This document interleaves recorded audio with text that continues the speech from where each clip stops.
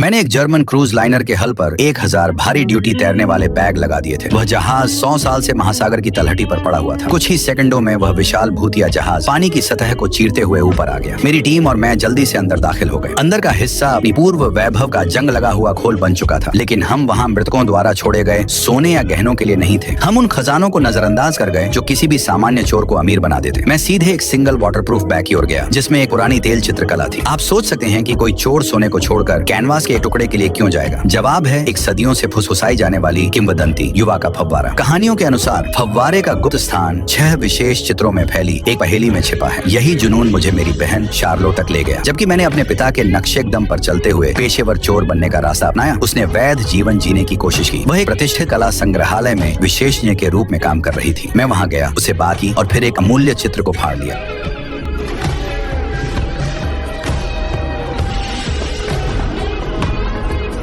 Charlotte चिल्लाती हुई मेरे पीछे सड़क पर दौड़ी, मुझे वापस करने को कहती रही। अलार्म जोर जोर से बज रहे थे। मैंने उसे कार में बैठने को कहा। उसे पता था कि अगर वह रुकी तो पुलिस उसे गिरफ्तार कर लेगी, इसलिए वह कार में कूद गई। मैंने एक क्लासिक भागने का तरीका अपनाया। हमारी कार को एक चलते हुए ट्रक के पीछे घुसाकर पुलिस के आने से पहले गायब हो गया। आखिरकार उसे सुरक्षित रखने के लिए मुझे उसे बेहोश करना पड़ा। जब वह कई घंटों बाद पार्क की एक बेंच पर जागी तो उसकी जिंदगी पूरी तरह बर्बाद हो चुकी थी। पुलिस को शक था कि वह मेरी साथी है। उसने अपना करियर खो दिया और स्कैंडल की वजह से एक गंदे तलाक में अपने बेटे की कस्टडी भी खोने वाली थी। मैंने उसे ढूंढ निकाला और खुद को समझाया। मैं उसे अपने नियोक्ता से मिलवाने ले गया, एक कैंसर से मरते हुए अरबपति से। वही इस ऑपरेशन को फंड कर रहा था। वह मानता था कि हेरोडोटस द्वारा लिखी गई और अलेक्जेंडर महान द्वारा खोजी गई मिथकें वास्तविक हैं। उसे फव्वारे की जरूरत ही अपनी जान बचाने के लिए। हमने समझाया कि नक्शा 6 मास्टरपीस में टुकड़ों में छिपा है, कार्वागियो, रूबेंस, वेलास्केज, एल ग्रीको और रेमब्रांड की कृतियों में। मेरे द्वारा उसके संग्रहालय से चुराई गई पेंटिंग आखिरी टुकड़ा होनी चाहिए थी, रेमब्रांड का क्राइस्ट का पोर्ट्रेट। लेकिन हम एक गतिरोध पर आ गए थे। कैनवास पर अदृश्य स्याही में छिपा गुप्त नक्शा होना चाहिए था, लेकिन जिसे मैंने चुराया वह खाली था। शार्लोट ने तुरंत अपनी योग्यता साबित की। उसने गलती समझ ली। रेमब्रांड ने दर्जनों सेल्फ पोर्ट्रेट बनाए थे जो लगभग एक जैसे दिखते थे। मैंने गलत वाला चुरा लिया था। अरबपति ने शार्लोट को एक सौदा ऑफर किया। अगर वह असली चित्र की पहचान करने में मदद करेगी तो वह एलीट वकीलों की टीम देकर उसके बेटे की कस्टडी जीतने में मदद करेगा। वह राजी हो गई। मैंने कई दिनों तक अभिलेखागार खंगाले और आखिरकार असली चित्र का स्थान ढूंढ लिया। वह समुद्र में खो गया था। प्रथम विश्व युद्ध के दौरान एक जर्मन जहाज के साथ डूब गया था। ये खोज हमें पूरे चक्र में वापस ले आई। ये हमें महासागर के बीच में ले आई, जहां हमने स्टील की कब्र पर एयरबैग्स लगाए, मृत जहाज को उठाने की उम्मीद में, ताकि अमृता की आखिरी कुंजी मिल सके।